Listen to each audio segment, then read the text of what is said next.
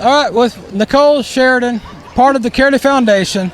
So what's it like to be part of this event? You guys have been here for a while, a couple of years.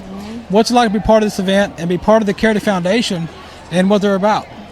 Man, it's just an incredible experience. I'm so happy and proud to be part of something so dear to my heart and many others. What a night. This is like the best night of my life, by the way. So I'm very short for words, but I'm just so thankful for my friends and family and other people that came and supported Lynn and Beverly with Careity, and could be more grateful.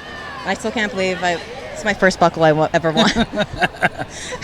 I'm like cloud nine right now. Yeah. But man, what a night. What are horses involved with you, day to day and working horses, riding horses, stuff like that? We wake up, have coffee, and we ride pretty much every day. I love it. We have coffee, go on our little Uber trips with a bottle of wine, and man, I love being horseback any second of the day I can. Yeah. Okay. Yep. Okay. All right. Nicole Sheridan here at Careity Foundation. A great cause, a great event. If you don't know, now you know. Be part of it. Thanks again, guys. She told you to. That's right. it. It was awesome.